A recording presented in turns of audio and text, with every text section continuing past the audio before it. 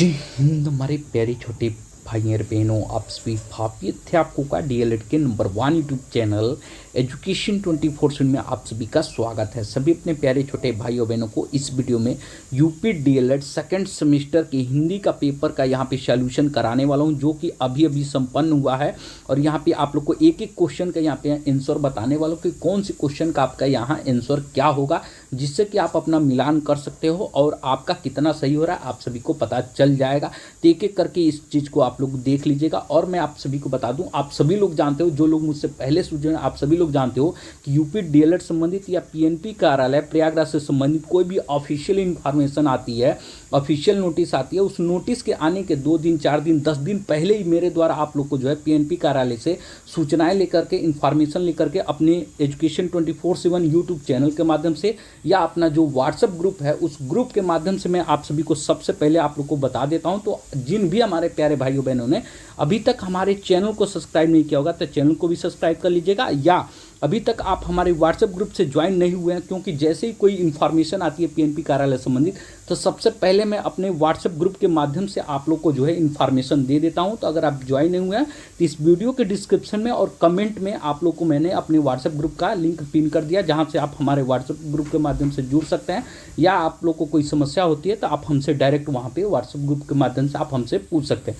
अब आइए एक एक क्वेश्चन के यहाँ पे हम लोग देखते हैं। सबसे पहला यहाँ पे क्वेश्चन था ऑब्जेक्टिव क्वेश्चन, लिपि विकास का प्रथम सोपान क्या होता है। आप सभी जानते हैं ये नॉर्मल सा क्वेश्चन था। अगर आप नहीं विश्वास होगा, आप छोटे बच्चे होंगे तो सबसे पहले आपने पढ़ना किससे सीखा होगा, अक्षर लिखना तो सीखेंगे नहीं, ठीक है। तो आपने सबसे पहले चित्र के माध्यम से आपने पढ़ना सीखा होगा। तो यहाँ पे लिपि जो होगा वो चित्र लिपि हो जाएगी। इसको आप तीसरा आपका यहाँ पे पहले का तीसरा आंसर सही हो जाएगा। उसके बाद से पर्वत शब्द का समानार्थी क्या होगा, तो ये कूट हो जाएगा। उसके बाद से यहाँ पे नीचे आते हैं तो अल्प प्राण ध्वनियाँ नहीं है। यहाँ पूछा, देखिए ध्यान दीजिएगा, नहीं है अल्प प्राण ध्वनियाँ। सबसे पहले अल्प प्राण और महाप्राण क्या होता है, जो पहला नंबर पे आता है, तीसरे नंबर पे आता है और 5वें नंबर पे आते हैं, यानी कि क ख ख, उसके बाद से यहाँ ग हो जाएगा, यहाँ घ हो जाएगा और यहाँ पे अंग हो जाएगा।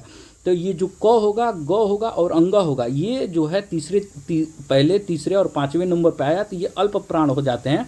और महाप्राण जो होता है वो ख और घ पे जो आता है वो महाप्राण हो जाता है।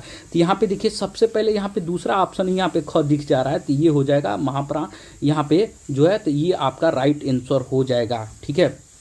उसके बाद से चौथे क्वेश्चन पे आते हैं। चौथा क्वेश्चन करा अंग और अंग वर्ण कहलाते हैं, ये अयोग्यवाह वर्ण कहलाते हैं, क्योंकि ये नाक से विचलित होते हैं। आप बोलेंगे इसको तो देखिएगा दबा के आप लोग को बोलना पड़ेगा। उसके बाद से कमायनी के लेखक कौन है, तो इसके बारे में आप कमेंट करके बताइएगा कि आपने इसका राइट आंसर क्या मारा है, ठीक है। उसके बाद से अगला क्वेश्चन अति लघुत्री में था, कहानी शिक्षण की विधियां बताइए। कहानी को जो है कौन कौन सी विधियां होती हैं, इसी को आप लोग को लिखना था। उच्चारण दोष के सामान्य कारण क्या होते हैं, अगर आप उच्चारण करते हैं किसी चीज़ का तो उसके सामान्य दोष कौन कौन से होते हैं। और मैं आप लोग को 5वें का आंसर बता दूं, आप लोग कंफ्यूज हो रहे होंगे, आप लोग अलग अलग मारे होंगे। तो कमायनी के जो लेखक हैं जयशंकर प्रसाद जी हैं, इनके द्वारा जो है कमायनी की लेखनी की गई थी। उसके बाद से यहाँ पे देखेंगे 8वें क्वेश्चन में मौखिक अभिव्यक्ति के सोपान क्या क्या होते हैं और शब्द की शक्तियों का उल्लेख कीजिए, यहाँ पे लिखा है। और उसके बाद हिंदी व्याकरण के अनुसार वाक्यों का प्रकार कितने प्रकार का होता है व्याकरण, और उपसर्ग क्या होता है, ठीक है, उसके उदाहरण दीजिए। उपसर्ग आप जानते हैं किसी भी शब्द के आगे जो लगा होता है उसी को उपसर्ग कहते हैं।